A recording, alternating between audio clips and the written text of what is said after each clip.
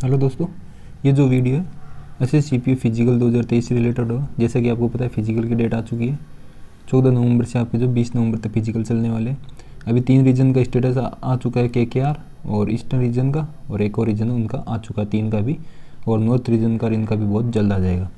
इस वीडियो के अंदर मैं बताऊंगा कि आपको एंट्री से लेकर जो एंड तक होता है उसमें सारी क्या प्रोसेस रहती है और आप उसके लिए कैसे प्रिपरेशन कर सकते हो। इतने कम समय में भी आप जो अपना फिजिकल क्लियर कैसे कर सकते हो। तो सबसे पहले तो मेरा पर्सनल एक्सपीरियंस है लास्ट ईयर का। मैं क्वालिफाई था, मेरिट आउट था, और इससे पहले भी जो है मैंने 1-2 बार GD की दी है, SSC GD की जो आती है उसका भी फिजिकल क्लियर है मेरा 2 बार, और 1 बार जो है SSC CPO का है।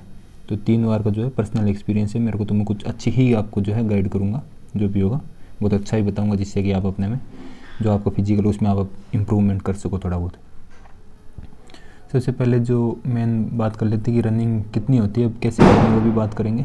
सबसे पहले जो रनिंग होती है आपकी जो मेल कैंडिडेट्स की होती है 1.6 किलोमीटर की होगी 6.5 मिनट में, और उसके बाद जो है 100 मीटर की होती है, जो स्प्रिंट मारना होता है वो 16 सेकंड में होता है। और गर्ल्स के लिए जो होती है 800 मीटर की होती है 4 मिनट में, और 100 मीटर का जो स्प्रिंट 18 सेकंड में। और जो वॉच जो आप पहन के जा सकते हो आप, टाइम के लिए कोई इश्यू नहीं है। वहाँ पे जब वहाँ खुद वो भी लगाते टाइम आपको बताते भी है लास्ट तक भी। हमारे टाइम में तो ऐसा था कि सामने स्टॉप वॉच लगा दी थी हमारे, तो हम उससे आराम से हो गया था, हमारे कोई दिक्कत नहीं हुई थी। हमारे में जो है दौड़ाने के लिए ऐसे स्टार्ट किया था, ये जो है यू था पूरा यू राउंड, मतलब इनके घरों के बाहर से था, जो सेंटर का था उनके घर वर भी बने हुए थे यहाँ पे, या ऑफिस मेस वेस। तो हमारा राउंड यू था, यहाँ से पहले 300 मीटर का एक चला, इधर से होते यहाँ पे स्टॉप वॉच लगी हुई थी, हमको यहाँ से स्टार्ट किया इस कॉर्नर से, तो हमारे यहाँ पे स्टॉप वॉच लगी हुई थी, यहाँ से हम दौड़ते दौड़ते चले, फिर यहाँ तक वापस पहले सबसे पहले ये एक राउंड काटा हमने 300 मीटर का, फिर यहाँ से दौड़ते दौड़ते चले और वापस यहाँ से आए तो हमको स्टॉप वॉच यहाँ शो कर रही थी, तो हम आगे थे। मेरा जो है 6 मिनट का समय था, उसमें टाइमर था। ऐसे ये रनिंग का था। अब आपको रनिंग करनी कैसे है, सबसे पहली बात है जो बिगनर्स है उनके लिए ये अभी क्या है, जिनकी 20 को है उनके पास टाइम है, आराम से कर सकता है, वो 10 दिन के अंदर फिजिकल कर सकता है। या जिन्होंने 10 दिन पहले स्टार्ट किया वो भी आराम से कर सकते हैं, जिनकी 14 को भी है। बाकी जो अब भी एकदम से जगह है जिनका 14 को, उनका तो पॉसिबली बहुत कम है, पर जो पहले से अगर फिजिकली है कभी किया उन्होंने तो वो कर सकते हो उसको भी। सबसे पहले आपको रनिंग कैसे करनी है अभी जो अब भी कर रहे हैं, अगर 20 वाला है वो भी कर सकता है। मैं लास्ट टाइम जो है केवल 8 दिन दौड़ के गया था, यानी 8 दिन दोनों टाइम दौड़ा था, बस 8 दिन, यानी मेरा 16 हो गया हिसाब से देखा जाए तो 16 दिन मान सकते, क्योंकि दोनों टाइम दौड़ा था मैं सुबह और शाम। तो 8 दिन रनिंग करके गया था और मेरा रनिंग क्लियर था, फिजिकल पूरा मेरिट आउट था बस में। अब रनिंग में आपको क्या करना है, 10 मिनट रनिंग करनी है रेगुलर, कम से कम है ये। आप चाहो तो इसको 15 मिनट कर लो, 20 मिनट कर लो, पर 10 मिनट तो करनी ही करनी है। जो एकदम बिगनर है उसके लिए ये टिप्स है कि आप अभी जो कोई बोलते हैं मैं 400 मीटर भाग पाता हूँ या 500 मीटर भागता हूँ, उनके लिए बस ये टिप्स है कि आप स्टार्टिंग में जो है एकदम स्लो भागो, यानी इतना धीरे कि बस आपका जो है केवल रनिंग पोजीशन में रहे, आपकी जो बॉडी है वो केवल रनिंग पोजीशन में रहे। बाकी आपको ना तेज़ होना एकदम बिल्कुल, मतलब वो ना तो चलने वाली पोजीशन हो, ना दौड़ने वाली, एकदम बहुत धीरे धीरे हो उस पोजीशन में है जो अपनी बॉडी को रखना है, और धीरे धीरे जो रनिंग करनी है आपको 10 मिनट तक। तो आपका अपने आप सांस कंट्रोल होने लग जाएगा। फिर उसको जो आप 10 से 15 मिनट करोगे, और अगले दिन जो है थोड़ी सी स्पीड के अंदर ले सकते हो उसको, बहुत कम स्पीड बढ़ानी है आपको, मतलब बहुत ही कम। तो ये 10 दिन में आप ये आराम से कर सकते हो, इसका कोई इश्यू नहीं आएगा ज़्यादा। बस बॉडी को रनिंग पोजीशन रखनी है, आप रनिंग कर लोगे। और जब वहाँ पे रहते हो ना आप, तो वहाँ पे अगर आपका टाइम भी आ रहा है, आप टाइम निकाल रहे हो, तो अगर आपका यहाँ पे टाइम जैसे कि यहाँ पे अगर 7:30 भी आ रहा है ना, तो वहाँ पे मैं गारंटी के साथ कह सकता हूँ अगर वहाँ 7 दौड़ो, आप दौड़ते रहो ना एंड तक, तो आप 6:30 के अंदर आ जाओगे, ये कन्फर्म है, 101% लिख के ले सकते हो। अगर अभी आपका 7:30 मिनट भी आ रहा है ग्राउंड पर टाइम, तो वहाँ पर आपका 6:30 आएगा, क्योंकि जो 7 दौड़ते हैं ना तो आराम से टाइम जो कवर हो जाता है, हमेशा होता है ऐसा सबके साथ ही। इसके बाद होता है रनिंग करके आगे, रनिंग में आपका हो गया सारा रनिंग का। फिर उसके बाद होता है लॉन्ग जंप। लॉन्ग जंप होता है जो 3.65 मीटर यानी 3.65 मीटर का होता है लॉन्ग जंप, और गर्ल्स के लिए होता है 2.7 मीटर का।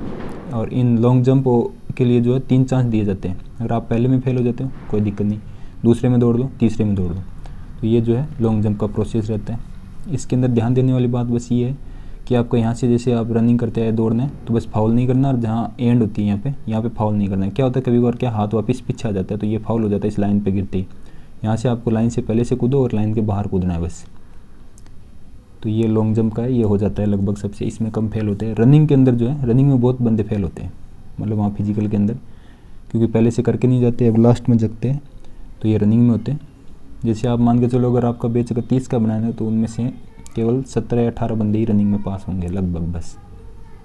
ये भी मैंने शायद ज़्यादा बता दिया, अभी तो टाइम के हिसाब से बहुत कम टाइम मिला है। ये हो गया आपका लॉन्ग जंप का हो गया। ये आप देख सकते हो, ये वीडियोज़ है, 1 मिनट, हाँ ये वीडियो है, ये आपका लॉन्ग जंप का हो जाएगा। ये एक वीडियो और है, ये लॉन्ग जंप हो जाएगा। बस आपको जो है फाउल नहीं करना है, आगे जाना है सीधा, ये लॉन्ग जंप का हो जाएगा। अब करते हैं बात हाई जंप की। हाई जंप के लिए होता है 1.2 मीटर, यानी ये लगभग हो जाती है 3.25 मीटर के आसपास, या 4 मीटर से थोड़ी सी कम होती है हाई जंप। और गर्ल्स के लिए होते 0.9 मीटर होती है बस। इसके लिए भी हाई जंप के लिए भी आपको 3 चांस मिलेंगे। आपके पास डंडा लगा रहेगा, यहाँ पे ये डंडा लगा हुआ है, इसके ऊपर से आपको जो जंप करना उस पार। तो क्या होता है कि डंडा गिरना नहीं चाहिए, बस डंडे के आप अड़ रहे हो कोई दिक्कत नहीं, बस डंडा नीचे नहीं गिरना चाहिए। आपको 3 चांस मिलेंगे। अगर डंडा गिर रहा है तो आप फाउल माना जाएगा, आपको 3 चांस के अंदर उसको पार करना है। अगर डंडा हिल भी रहा है कोई दिक्कत नहीं, अगर ऊपर रहेगा ना, वो गिरा नहीं, तो आप पास हो, कोई इश्यू नहीं उसका। हाई जंप के अंदर बहुत लोग फेल होते हैं क्योंकि हाई जंप में प्रैक्टिस नहीं होती, इसके लिए आप अच्छी खासी प्रैक्टिस चाहिए आपको। अब हाई जंप कैसे करना आप वो देख सकते हो। एक होता है कैंची जंप होता है, और एक होता है टाइगर जंप। तो कैंची जंप के अंदर जो है साइड से आना होता है आपको, और जो है पहले ये देख लो आप, पहले देखो आप, ये है कैंची जंप। इसके अंदर जो है पहले एक पैर उठेगा, जो आपका मेन पैर काम करता है वो, उसके साथ वो पहले उठ के वो हवा में रहेगा, उसके साथ पीछे दूसरा वाला आएगा, ये देखो आप। इसके बाद आता है एक टाइगर जंप। आप प्रैक्टिस करो जहाँ तक कैंची जंप की करो आप प्रैक्टिस। ये है टाइगर जंप है। ये टाइगर जंप के अंदर डायरेक्ट सीधे दोनों पैर उठते हैं, सीधे जाते हो आप। ये भाई जा रहा है जैसे, अब ये रस्सी में कूदा है, इसके अंदर क्या जोर ज़्यादा आता है थोड़ा, तो आपको कैंची जंप बेस्ट रहता है। अगर आप टाइगर भी ले रहे हो तो आप साइड से करो, जैसे ये इधर से गया तो आपको इस साइड से जाना चाहिए। आपको टाइगर जंप में इस साइड से जाके कूदो आप, ताकि आप आराम से आसानी से कूद सको उसके अंदर।